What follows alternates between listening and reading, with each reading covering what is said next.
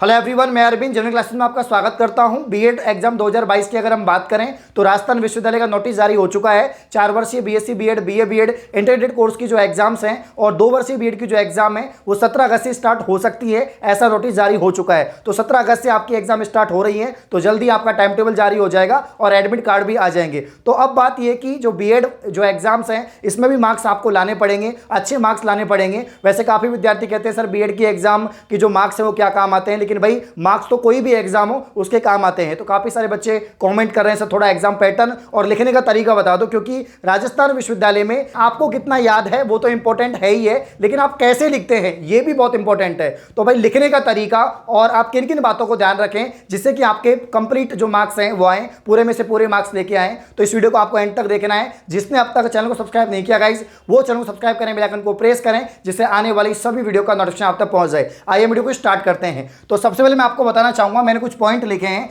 Right long answer. देखो राजस्थान विश्वविद्यालय कोई भी विश्वविद्यालय हो, कॉलेज की जो एग्जाम होती है उसमें काफी बड़ी आपकी कॉपी होती है, कई पेज होते हैं कॉपी में। लेकिन आपको जैसे 12वीं पास करके कोई विद्यार्थी आया है, जैसे बीएससी बीएड वाला जो फर्स्ट ईयर वाला होगा वो 12वीं पास करके आया है, तो उसको पता नहीं है कि यार कॉलेज में कैसे लिखते हैं, कैसे मार्क्स आते हैं, और परसेंटेज कमी बनती है। जो फर्स्ट ईयर वाले जो विद्यार्थी होते हैं वो काफी इंटेलिजेंट होते हैं, लेकिन परसेंटेज नहीं बन पाती। उसका जो मेन कारण है वो यही है कि आपको लिखने का तरीका नहीं पता। तो भाई यूनिवर्सिटी एग्जाम्स में कॉपी आपको भरनी है। जी हां, कॉपी भरनी है। चाहे आप किसी से पूछ लो, आईएएस ऑफिसर तक आपको बताते हैं कि आपको कॉपी भरनी होगी यूनिवर्सिटी एग्जाम में। अब कॉपी भरने का मतलब ये नहीं कि आप कुछ भी लिख के आ जाओ। कॉपी भरने का मतलब ये है जो आपके सामने क्वेश्चन है उसका जो आंसर है वो आपको लॉन्ग लिखना है, लेंथी लिखना है, ठीक है ना। तो राइट लॉन्ग आंसर कोशिश करें कि अगर आपका 4 नंबर का 5 नंबर का जो सवाल है उसको 1 पेज में, 2 पेज में, 3 पेज में, जितने पेज में आप लिख सकते हैं वो आपको लिखने की कोशिश करनी है। तो मैक्सिमम जैसे आपको 50% इस बार अटेम्प्ट करना है तो 50% को भी आपको जितना लॉन्ग लिख सकते हो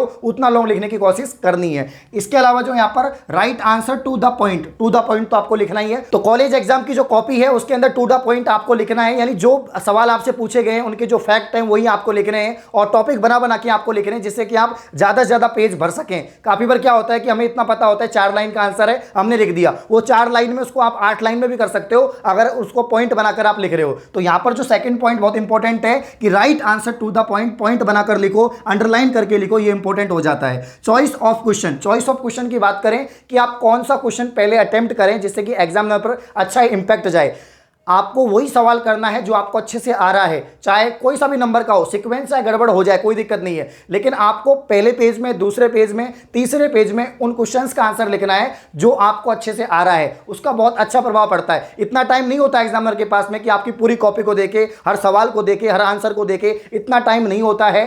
स्टार्टिंग के जो पेज है उसका बहुत फर्क पड़ता है। अगर आपने स्टार्टिंग में ही एग्जामिनर को खुश कर दिया, बहुत अच्छे से लिख रखा है, बहुत अच्छी हैंड राइटिंग है, अच्छे से आपने वर्क कर रखा है और आपका जो प्रेजेंटेशन है बहुत अच्छा है, तो आपके मार्क्स भी अच्छे आएंगे। तो स्टार्टिंग में आपको उसी सवाल का आंसर करना है जो आपको 100% आ रहा है, और आप जितना बेस्ट लिख सकते हैं उतना बेस्ट आपको लिखना है। तो आपका जो यहां पर चौथा पॉइंट है वो है की पॉइंट्स और अंडरलाइन। इसका विशेष ध्यान रखना है। की पॉइंट क्या होते हैं, जैसे कि कुछ फैक्ट हो गए, कोई चीज अंडरलाइन करनी हो, आपको कुछ स्पेसिफिक बताना हो कि ये मैंने कुछ खास लिखा है, कुछ नोट करके लिख दिया, कुछ अंडरलाइन कर दिया आपने, ठीक है, स्केल से अंडरलाइन कर दिया, या उसको अलग से 1-2 लाइन छोड़ के लिख दिया, तो उससे इंपैक्ट अच्छा जाएगा कि यार ये चीज जो इसने लिखी है ये बहुत इंपॉर्टेंट है। तो आपको दिखानी है। एग्जामिनर को इतना टाइम नहीं है कि उसको आप पूरा लाइन टू लाइन लिख रहे हैं, एक भी बीच में लाइन आपने छोड़ी नहीं है, तो देख नहीं पाएगा कि आपने इसको स्पेसिफिक क्या लिखा है। तो उसको दिखाने के लिए आपको अंडरलाइन करना होगा, की पॉइंट्स लिखने होंगे। तो ये कुछ बातें हैं जो आपको ध्यान रखनी है। भाई कॉलेज में आपको याद कितना है, आप कितने इंटेलिजेंट है, उससे कोई फर्क नहीं पड़ता।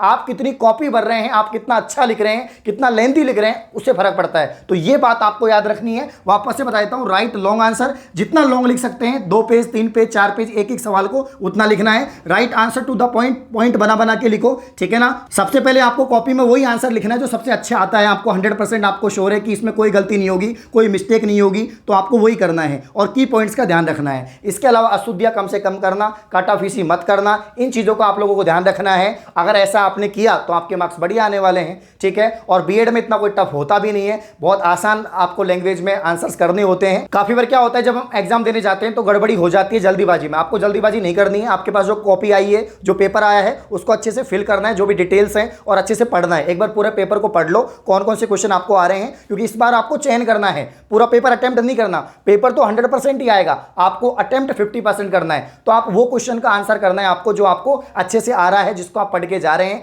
यूनिट की कोई बाध्यता नहीं है, किसी भी यूनिट में से कोई सा भी क्वेश्चन कर सकते हैं, और आप सीक्वेंस में भी कर सकते हैं, आपकी मर्जी है।